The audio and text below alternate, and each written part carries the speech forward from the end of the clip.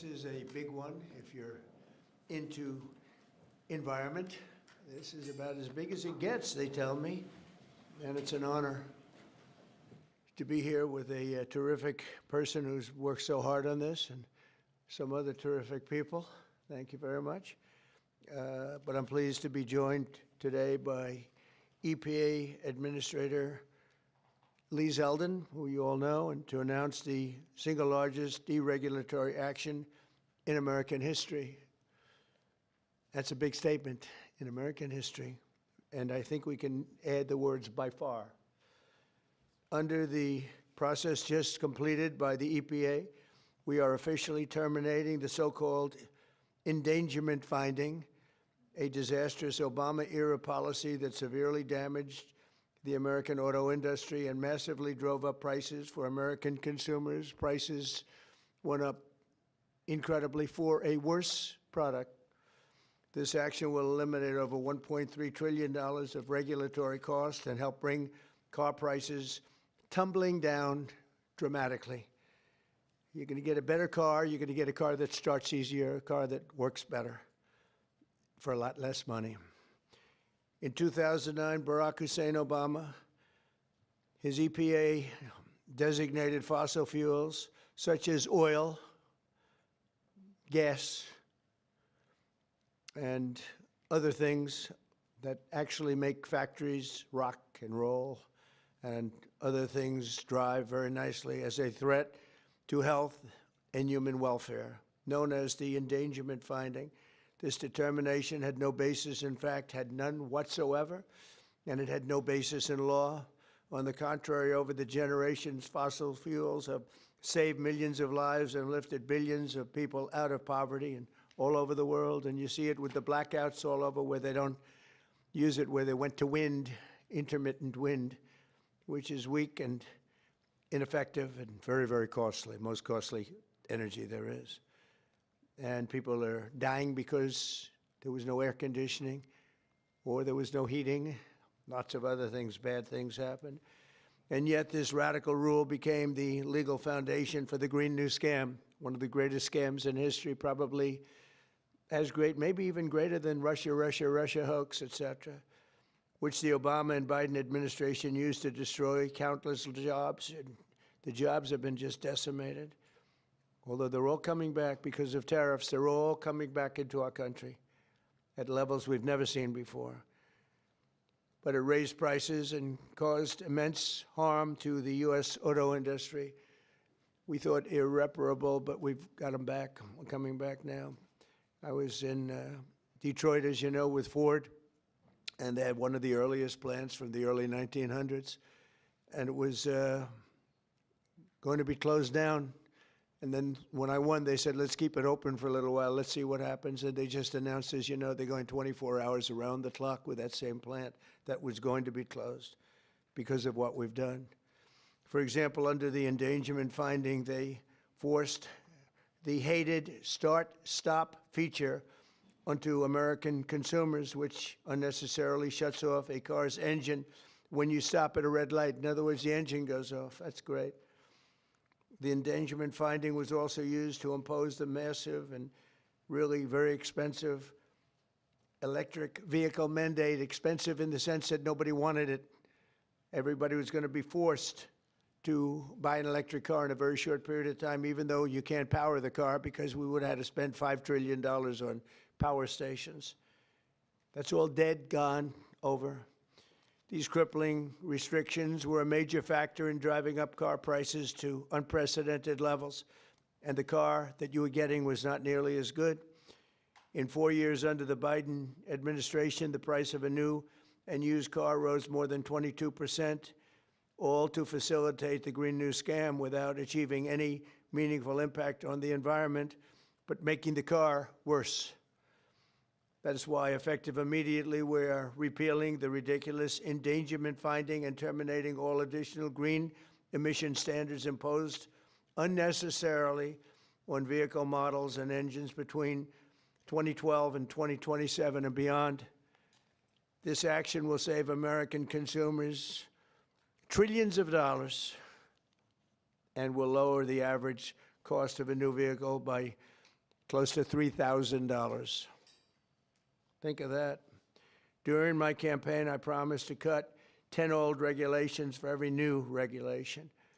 And we've exceeded that. We've instead done it 10 regulations. We were able to cut 129. So now we cut 129. So think of that. I promised to cut 10 old regulations for every new one, but we did more than 10. We did 129. It's something. Nobody can even believe it. So we did a lot of regulation cutting in the first administration, a record, nobody even close to it now. We're actually exceeding it in this administration. The biggest one yet that we've done is happening right now. So perhaps no industry has benefited more from our historic deregulation campaign than the U.S. auto industry. We canceled the EPA's absurd, just totally absurd, tailpipe emission standards, which was a disaster for automobile manufacturing, and revoked Biden's emissions waiver that would have allowed California to regulate automobiles for the entire nation. And they're crazy out in California. They have nothing but trouble out there, as you know. That's why people are leaving in record numbers. I also ended Joe Biden's extreme CAFE emission standards, saving the average American consumer much more than $1,000 when they buy a new car. But now we're talking about close to $3,000. These regulation cuts, combined with our tax cuts and tariffs, are the reason why the world's largest automakers have announced that they're going to be spending in excess of $100 billion in the United States in the next very short period of time, building new auto plants. We're bringing our auto plants, assembly plants, and factories roaring back to life, not even mentioning AI and all of the other things. We're building thousands of businesses in the United States. And if you remember, on my first day, they said if I could ever get the Dow up to 50,000 in my last year, in other words, in the fourth year, that it would be an unbelievable miracle. But don't worry about it, because it'll never happen, they said. And if I could get the S&P up to 7,000, they said, in the fourth year, they said it will never happen. Let's not even talk about it. I have things. Let's not even waste our time talking about it. Well, at the very end of my first year, the Dow hit 50,000. Now it's over 50,000. And 3 days before that, the S&P hit 7,000. So we didn't have to wait till the end of the fourth year. We just waited till the end of the first year. We've never had a country in a position like this, and a lot of it's due to tariffs, and a lot of it's due to the fact that we had a great election, and a lot of good things have been done. One of the good things I did was put Lee Zeldin in charge of our environment. So I'm going to ask Lee to say a few words. Thank you very much. Thank you, Mr. President. This is a big deal.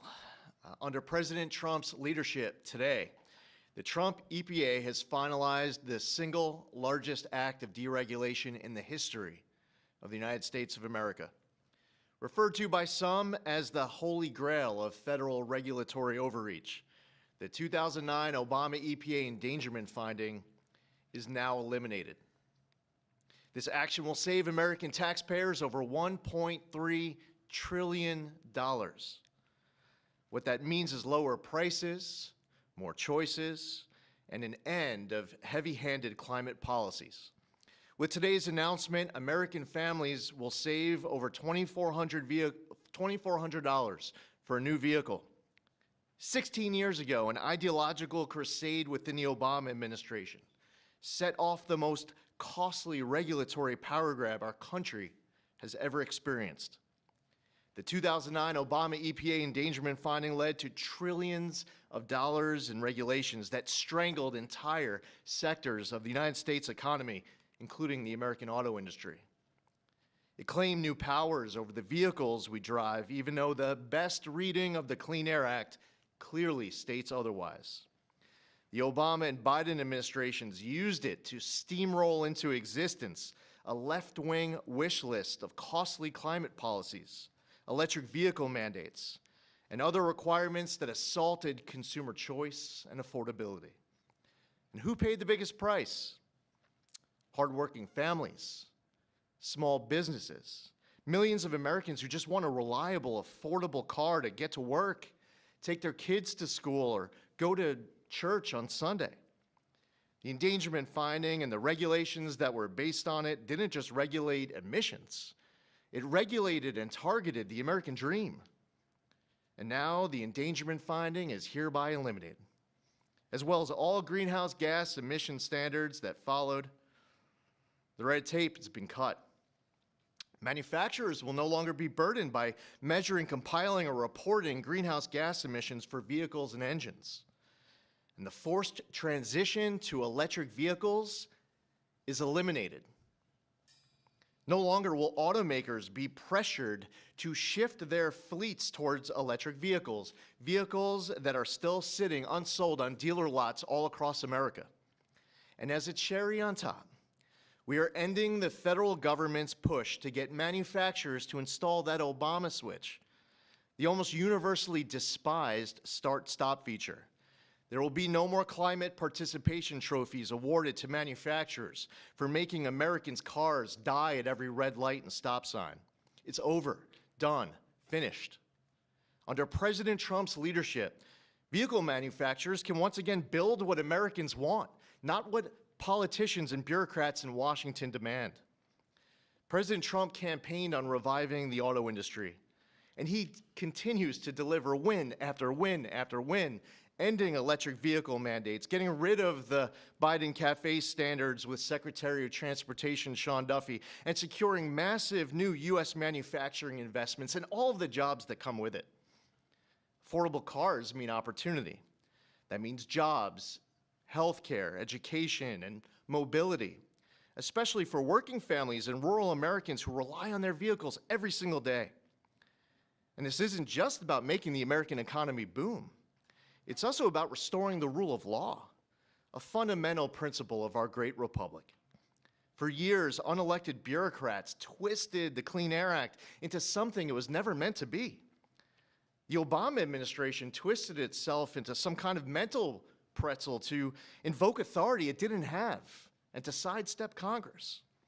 They claimed that 6 greenhouse gas emissions from vehicles, some of which aren't even emitted from vehicles and trucks, contribute some amount above zero to global climate change, what they said endangered public health. But their wild web of mental leaps isn't prescribed in federal statute. The Obama EPA's house of cards upended the best reading of the Clean Air Act, as well as 50 years of EPA precedent on what constitutes regulable air pollution. In the 16 years that intervened, the Supreme Court has established clear precedent in Loper Bright Enterprises and West Virginia versus EPA. And in light of these Supreme Court decisions and other developments, upon his swearing in last year, President Trump immediately tasked on day one submitting requirements, recommendations, research on the legality and continued applicability of the 2009 endangerment finding. And at Trump's speed, he wanted that research and recommendation turned around instantly. We looked at the Clean Air Act. We looked at what the highest court in the land had said, and we used a very simple metric. If Congress didn't authorize it, EPA shouldn't be doing it. Congress never voted for these climate mandates inside of Section 202 of the Clean Air Act. If Congress wants EPA to regulate the heck out of greenhouse gases emitted from motor vehicles, then Congress can clearly make that the law, which they haven't done for good reason. Today, we dismantle the tactics and legal gymnastics used by the Obama and Biden administrations to backdoor their ideological agendas on the American people. Following the plain language of the law, we have now realigned EPA's rulemaking to reflect the Clean Air Act exactly as it is written and as Congress intended, not as others might wish it to be. Where our predecessors focused on trying to make and please a few fear-mongering climate alarmists, the Trump EPA is making decisions to benefit all Americans based on common sense and reality. And the American people are tired of paying the price of political games. Last November, they voted for an administration that would listen to them. They told us that the price of a newer, safer vehicle was too high. They told us they didn't want cars that shut off at every red light. They told us dealers were sitting on lots filled with electric vehicles that nobody wanted or were buying. The Trump EPA listened. We heard you and we acted. And today's action does not change regulations on traditional air pollutants and air toxics. This EPA is committed to providing clean air for all Americans. Powering the Great American Comeback is based on the singular focus of providing clean air, land, and water for all Americans while harnessing the greatness of the American economy. That's a big difference from our predecessor. We believe that we can and must choose both. If you want an electric vehicle, buy one. If you want a diesel truck, then buy that. If you want a gas-powered vehicle or a hybrid, well, more power to you. That's what freedom and choice look like. We're restoring the rule of law, we're grounding policy in reality, we're giving power back to the American people. And we're bringing back the American dream stronger than ever before. EPA will never waver on its core mission of protecting human health and the environment, and this administration knows we can do that while ushering in the golden age of America. To recap, the 2009 Obama EPA endangerment finding and all greenhouse gas emission standards on light, medium, and heavy-duty vehicles that followed is eliminated. American families now will save over $2,400 for a new vehicle.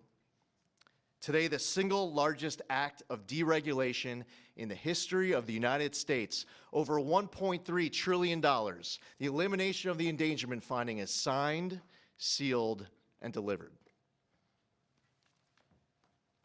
Thank you, Lee. That was long, but good. It was good. Maybe I should say great. It was great, and we appreciate it. Would you have anything to say, Russ? Please. Thank you, Mr. President. Literally no other president would have done this to get at the foundations of the Green New Deal, so tremendously excited that we are where we are today. Great work by Lee. I'm a little worried that this next year will be, EPA alone will be dereg east by the number of things that are going to come out of EPA. So great work to the team. $1.3 trillion in savings, massive historical opportunity. Thank you. Thank you, Russ. Please. Would you like to speak? You're worthy of it. Good man. Thank you, Mr. President. Today is a historic day led by President Trump's leadership. No other president, as Russ said, would have undertaken this and at the speed we did. It was a great team effort. This is the model of the Trump administration, everyone working together, mission aligned. And Lee is also working on cleaning up the horrible situation with regard to farm equipment. You could use John Deere as an example and other companies where tractors are unbelievably expensive and don't work as well because of all of the environmental nonsense that was put on them. Also excavators, any equipment like that, bulldozers, Caterpillar tractor would be a beneficiary, I guess, but the people are going to be a beneficiary because the equipment's going to be a lot less expensive, and it's going to also, most importantly, it's going to work much better, much better. So we're working on that immediately as we speak. And we'll probably make it so that any of that equipment built in the United States will not have to go through this. If it's built outside, I think we'll probably leave the standard the same. If people are going to send us equipment, let them have that standard for whatever it's worth, which is not much. And I think that's a very big announcement, too, and we're going to see if we can get that done very quickly so that all of that equipment that we have made, including lawnmowers, et cetera, you won't have to go to the finest schools in the world in order to figure out how to operate it. Okay?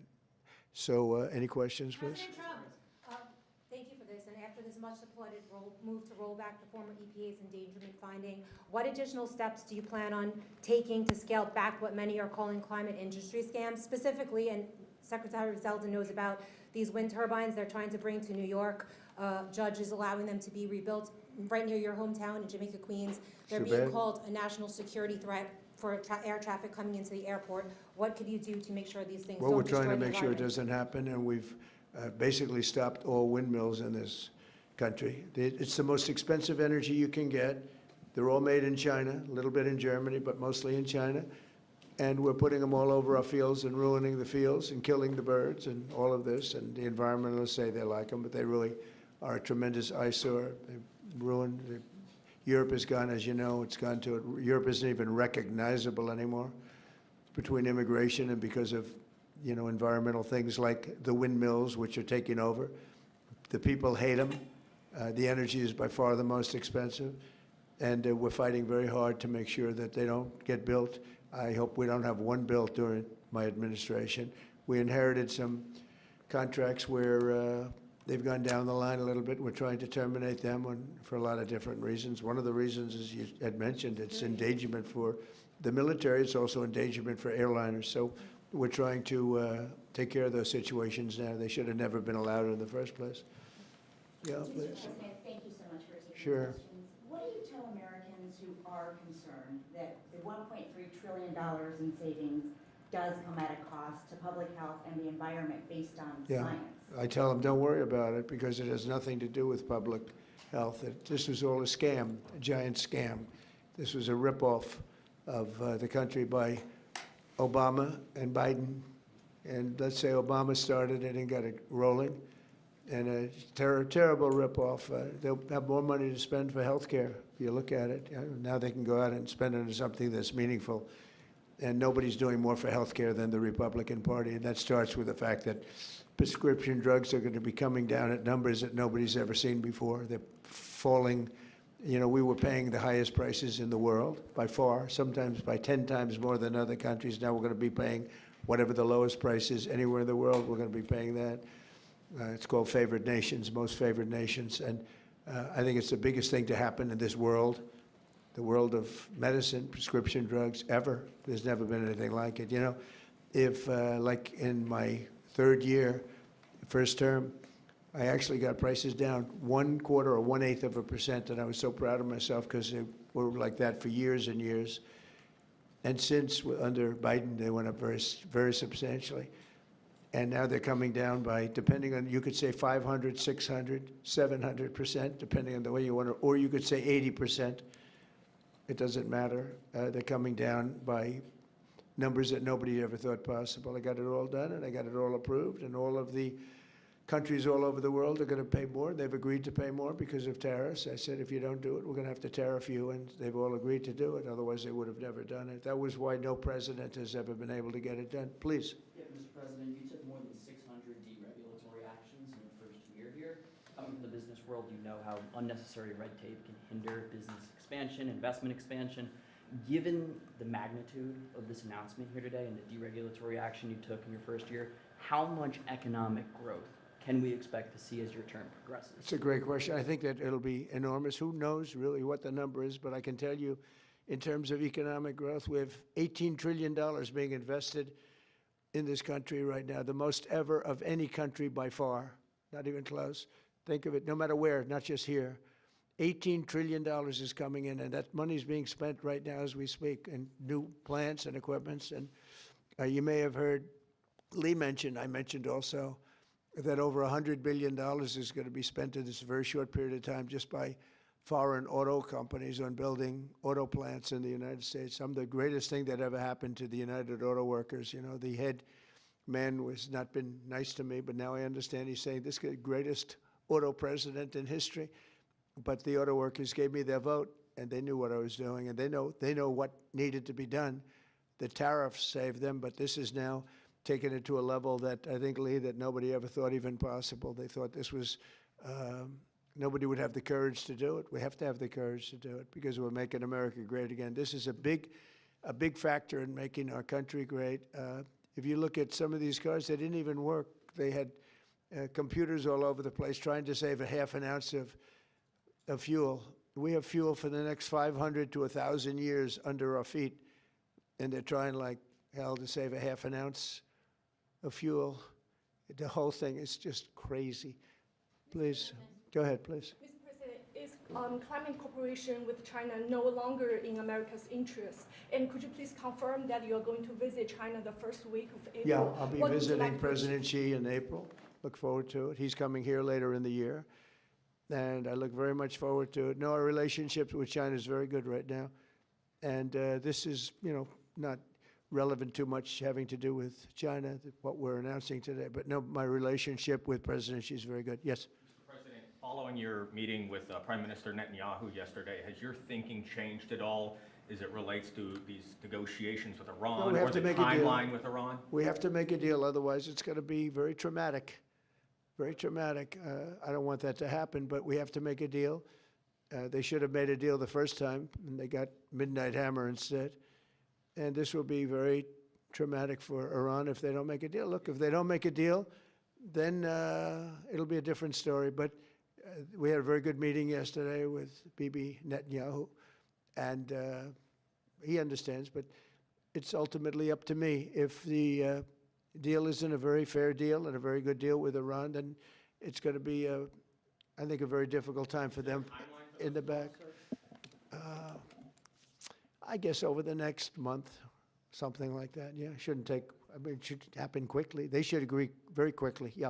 Mr. President, we might be heading into a partial government shutdown. When was the last time you spoke with Chuck Schumer, and do you still feel Democrats are negotiating in good faith? Well, a week ago I spoke, but we have to protect our law enforcement. Actually, the Supreme Court gave a ruling, or one of the courts gave a very big ruling on masks, that you have the right to use them, for personal protection if you want. So I don't know how that interjects. They want our law enforcement to be totally vulnerable and put them in a lot of danger. They have some things that are really very hard to approve, frankly. As you know, it's only pretend. We had various of the other bills, that's all done, but we're left with this one. We have to protect our law enforcement, very important. Please. Why does Prime Minister Netanyahu want you to stop negotiating with Iran? He is, you're saying stop entertaining, stop talking to them? Didn't say that, we didn't discuss that. I'll talk to them as long as I like, and we'll see if we can get a deal with them, and if we can't, we'll have to go to phase two. Phase two will be very tough for them. I'm not looking for that.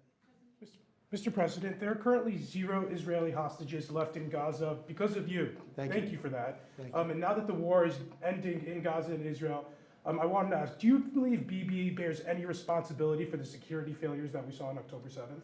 Well, October 7th was a rough time, and I guess everybody's responsible. It's you to look, but it was a terrible attack. It was a sneak attack. It was as violent as unfortunately, I've seen some of the results at levels that probably even you, good reporter, but probably you haven't seen. It was a horrible thing that took place. People were surprised. It was a surprise attack. Nobody saw that coming. He didn't see it coming. Nobody else would have seen it coming if they were in his position, I don't believe. But I can tell you he's been a very good wartime prime minister. He's been very strong. We've worked with him very well. We had tremendous success with Iran and everything else we've done. And he really has been. He's been, extraordinary as far as a wartime prime minister. Not easy. And, you have a president that refuses to give him a pardon. I think that man should be ashamed of himself. A pardon over this trial that's going on. The president of Israel, the primary power he's got is the power to give pardons. And he's not, he said he's given it 5 different times, but he doesn't want to do it because I guess he loses his power. I think the people of Israel should really shame him. He's disgraceful for not giving it. He should give it. But Bibi's been a great wartime prime minister, and I've been the best friend to Israel I think that they've ever had. A lot of people say beyond presidents that they've ever had, and we will continue to be. Yes, ma'am. On the SAVE Act, Mr. President, voter ID polls very well nationally. Even the majority of Democrat voters want it. Right. So why do you think Senate Democrats are resisting the SAVE Act, and what is your strategy and realistic pathway to getting the SAVE Act passed to ensure free and fair elections for the next generation? It's such a great question. I appreciate it, actually, because it's called the Save America Act. We've changed the name. It's the Save America Act, and the Democrats are against it. I heard one of them say, we will stop the Save America Act. No, we're trying to save America. And it has to do with largely voting. And basically, it's got 3 very simple points. It's got voter ID, photo ID, but voter ID with a photo, right? It's got the confirmation of U.S. citizenship. You have to be a citizen. So you have a vote, you have an ID. That's about a 99% one, and I think 90% with Democrats. Then you have confirmation U.S. citizenship. That's about a 99% one with Republicans, about 86% with Democrats, except Democrat politicians because they cheat on elections. And then you have no mail-in ballots. And there would be no mail-in ballots, very important. You know, we're the only country in the world that does a system like we do. We're the only country in the world that has mail-in ballots. The way we do this is unbelievable. It guarantees cheating.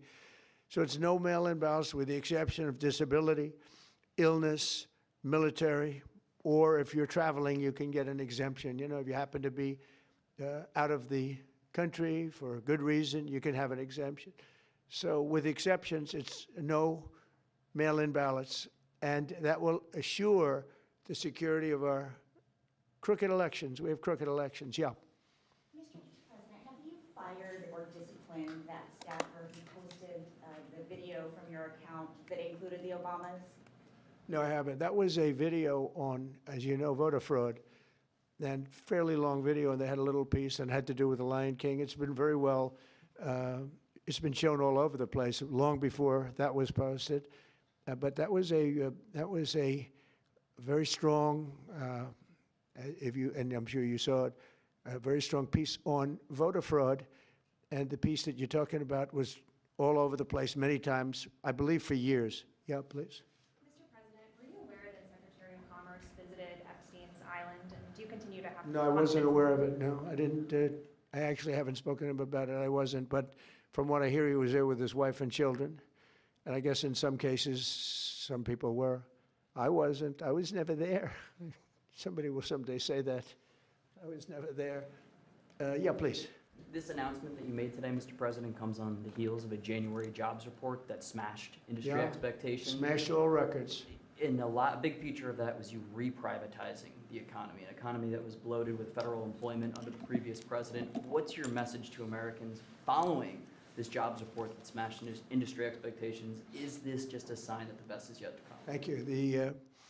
The jobs report's amazing in certain ways because we have tremendously fewer federal employees, way down. And now I could have left them and added to what we did, and we would have had almost 100% employment. I could have gotten a great kick out of the fact that we're 100% employed, but we got rid of tremendous numbers of federal workers, and they hated me for it. Now they love me because most of them have gotten jobs in the private sector for 2 and 3 times more money than they were being paid by the federal government. We had some jobs where you had 10 workers for one job.